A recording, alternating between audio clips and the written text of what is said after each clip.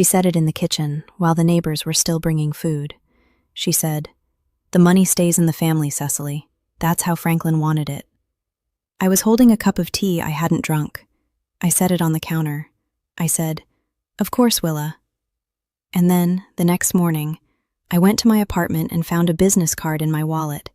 The insurance agent Franklin had introduced me to 11 months ago, at a dinner I had almost forgotten. I called the number. And then everything changed. Good day, dear listeners. It's Lena again, and I'm so glad you're here with me today. Before we begin, please take a moment to subscribe to the channel and tap the like button. It helps these stories reach the people who need them. And tell me in the comments which city you're listening from. I love seeing just how far these stories travel. I used to think that the cruelest thing grief can do is arrive alongside someone else's certainty. The certainty that they know what the dead person wanted, that they have already sorted the paperwork, that the decisions have been made and you are not part of them. What I learned is that sometimes the person who is gone has already sorted everything, quietly, privately, in a way that no announcement can reach and no assumption can alter. My name is Cecily Drummond, and I am an archivist. I spend my working days cataloging documents that other people considered irrelevant until they became essential. I have spent 20 years learning to recognize which piece of paper is the one that will matter when everything else is noise. Franklin had known what I did for a living. He had found it, he said once, the most logical profession in the world. He had also, it turned out, applied the same logic to his own affairs. I had been married to Franklin Drummond for 7 years when he died of a cardiac event at 51 on a Tuesday morning in November.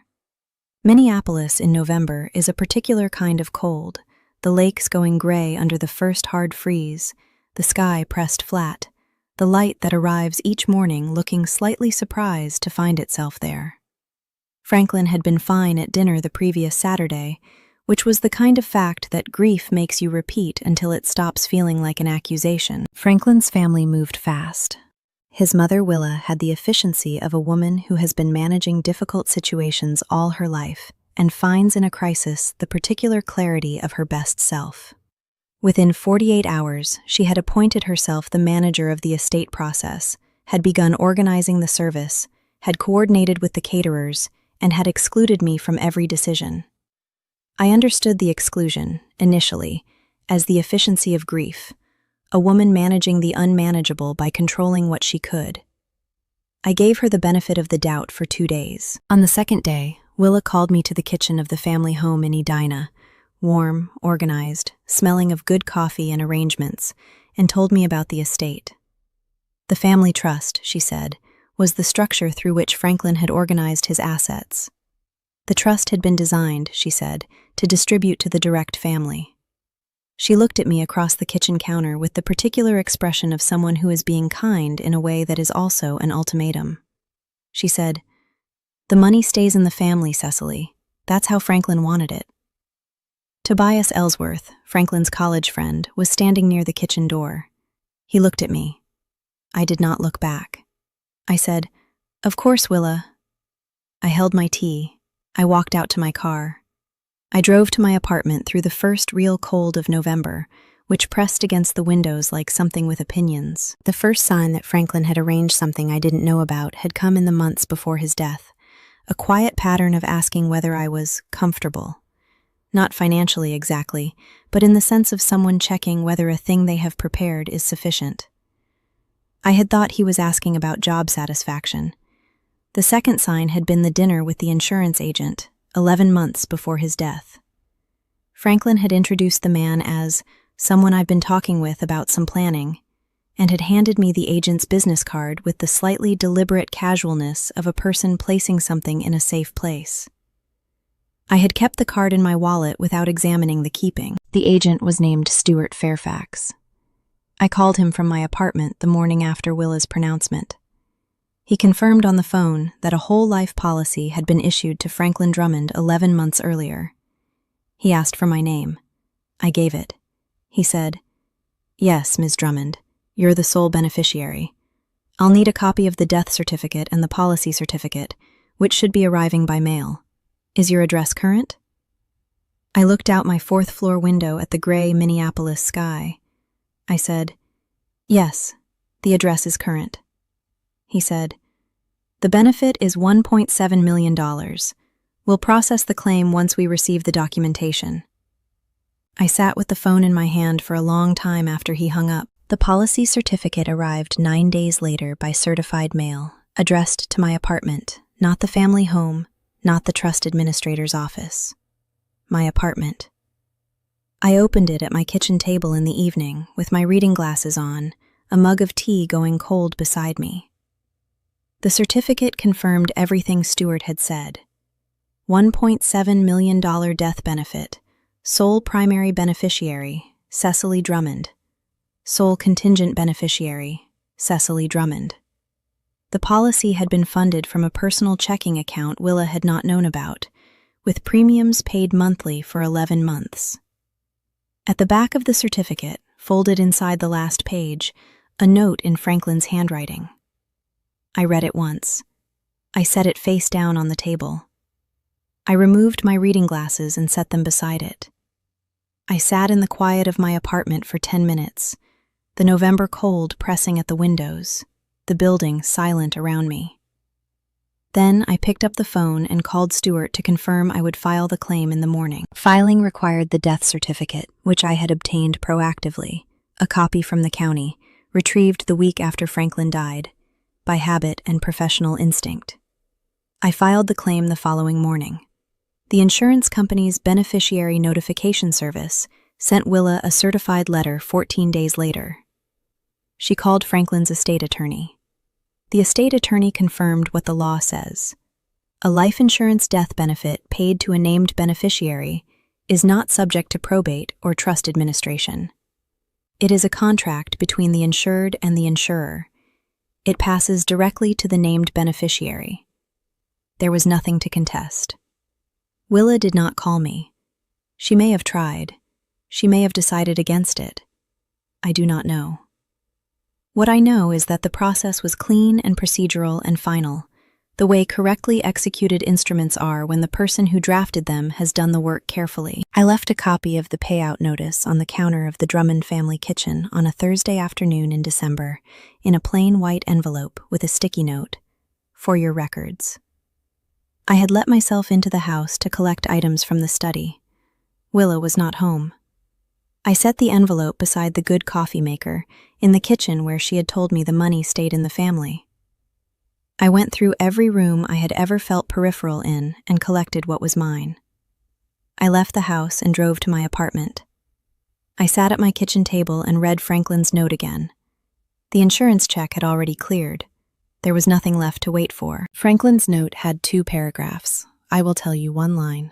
He wrote, "This was always for you. I'm sorry it took me this long." I have kept the note in the drawer of my desk at the library, under a collection of reference cards I no longer use and will probably never discard. I know exactly where it is.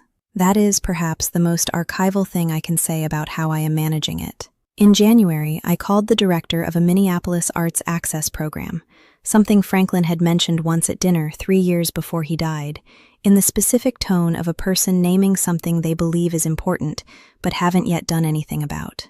I arranged a donation. I did not say whose money it was. The director thanked me. I thanked her. I kept my apartment. I kept my job at the library. I still wear the steel-rimmed reading glasses. Tobias called in February. He is Franklin's college friend, warm and slightly rumpled, the kind of person who shows up when things are difficult and doesn't perform the showing up. He had been at the family home the day Willa made her pronouncement and had watched everything without intervening, which I understood and do not hold against him. He asked how I was. I told him I was managing. He asked whether I had found what I needed. I said, "Franklin found it for me." He was quiet for a moment. He said, "That sounds exactly like him." I said, "Yes, it did." The cost of this story is Franklin. The money was an archival act, the most eloquent record he ever made, the clearest statement of what I had meant to him that did not require him to say it aloud in a room where his family would hear it and contest it. A woman who works with documents all her life knows what it costs to make a record like that. You have to sit down. You have to decide. You have to sign. He sat down. He decided. He signed. It was worth something. The most important document someone can leave you is the one prepared when no one is watching, without needing anyone's permission. Recognize that. Now I want to know, if a family had excluded you the way Willa excluded Cecily, from your own grief, from the decisions, from the room, what would you have done? Tell me in the comments. Share this story if it reached you tonight. Thank you for listening. Let me tell you more about Franklin, dear listeners, because a man who does what he did deserves to be understood. Franklin Drummond was 51 years old when he died, which is younger than most people expect death to arrive, and younger than Franklin had expected it too. He had been a private man, not cold, not withholding, but private in the particular way of someone who learned early that what you say in a room full of family becomes contested the moment you leave that room. He had watched his mother manage things all his life, the estate, the trust, the social calendar, the narrative of what the Drummond family was and who belonged to it. He had spent his adult life navigating that management with the quiet, strategic patience of a younger son who understands the terrain. He had married me knowing his mother would not approve. Willa had wanted Franklin to marry someone from a Minneapolis family, a specific category of person that she could place, that she understood, that came with its own institutional weight. I was an archivist from a modest background who wore steel-rimmed glasses and worked in the quiet of a research library. I did not come with institutional weight. I came with 20 years of knowing how to identify the document that matters. Franklin had loved me in the particular way of a private man, not with performances or speeches, but with small, precise acts. He remembered what I said about things I cared about and brought them up months later. He turned down invitations to family events when he knew I would feel excluded and did not explain the reason to his family. He introduced me to his insurance agent at a dinner and handed me the man's card with the particular deliberate casualness of someone who wants you to have it without making it a production. He planned in silence and trusted the plan. The brokerage account that the premiums were drawn from was one he had maintained separately from the family trust, a personal account in his name only, funded from his salary over 2 years, quietly. Willa had not known about it. The estate attorney, reviewing Franklin's assets after his death, had confirmed that the account's primary use had been insurance premium payments and that its balance at death was $12,000. The remainder after 11 months of premiums on a $1.7 million whole life policy. Franklin had spent $12,000 to establish $1.7 million in protection for me. He had done this in the year before he died, which means he had understood something about his health that he had not shared with me, or had simply decided that the time to act was now rather than later. I do not know which. I have made my peace with not knowing. The library where I work has been my anchor through all of this. I went back to work 2 weeks after Franklin's death, not because anyone expected me to, but because the work is the steadiest thing I have, and the work does not change because the rest of life is difficult. I catalog documents. I identify what is significant. I create the record that makes other people's records accessible. On the day I returned, I sat at my desk in the archives room with its controlled light and its smell of old paper, and I thought, Franklin understood this. He understood that what you file correctly is what survives. He filed correctly. Willa and I have not spoken since I left the family home in December with the copy of the payout notice. Tobias tells me, occasionally and without elaboration, that Willa is well. I ask no follow-up questions. There is nothing in that direction that requires my attention. The estate, the Cherry Creek tutor, the primary investment accounts, distributed to Edmund and James as Franklin had intended and Willa had expected. I received none of that and did not ask for any of it. What Franklin had given me was separate and complete on its own terms, and it was enough. I have thought about the timing of Franklin's decision many times. The fact that he purchased the policy 11 months before his death, which is a number that carries weight. Whether he knew something, or simply felt it, or simply decided that the time for action was now rather than eventually, I cannot tell you. I have the policy, I have the note, I have the date. The rest is inference, and I have made my peace with inference. What I know is that on a day 11 months before he died, Franklin Drummond sat down, picked up the phone, called Stuart Fairfax, and began a process that transferred $1.7 million to his wife in the privacy of a transaction that required no one else's approval. He had known how to do that. He had done it. That is the document he left me. Not a letter, not a speech, but an instrument. The most archival thing he ever did. Do you know someone who shows their love the way Franklin did, quietly, in documents, in plans, in the kind of precision that takes preparation and asks nothing back? Tell me in the comments. Drop your city. Share this story tonight. Thank you for listening. Let me tell you about the weeks between the filing and the payout, dear listeners, because the procedural shape of those weeks mattered. The claim required 2 documents, the certified death certificate and the policy certificate. I had obtained the death certificate proactively, a certified copy from Hennepin County the week after Franklin died, by habit and by the instinct of someone who understands what documents are needed in the aftermath of a death and obtains them before anyone asks. I filed both documents with Stuart Fairfax on a Wednesday morning in late November. He confirmed receipt by email and said the standard processing time for a death benefit of this size was 25 to 35 business days, assuming no complications. He said he anticipated no complications. He was right. The insurance company's beneficiary notification process triggered automatically once the claim was initiated. Willa received her certified letter 14 days after I filed. Not from me, not from Tobias, but from the insurer's beneficiary notification service, which sends notices to next of kin as a standard procedural step.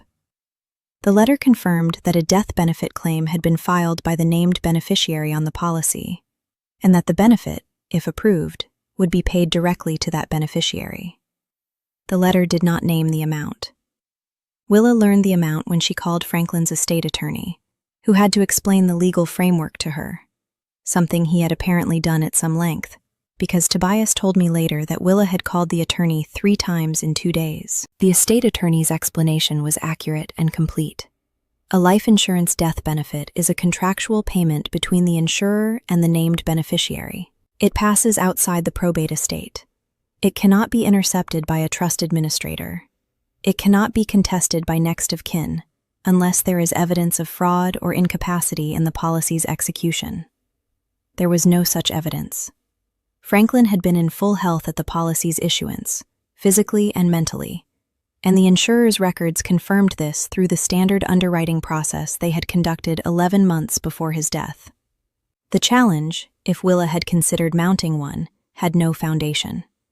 I want to tell you about my apartment because it has been the center of this story in a way that the Drummond family home never was. It is a 4th-floor unit in a building near the library, quiet and slightly formal, with windows that face north and catch the gray winter light at an angle that makes the room feel like a reading room, which suits me.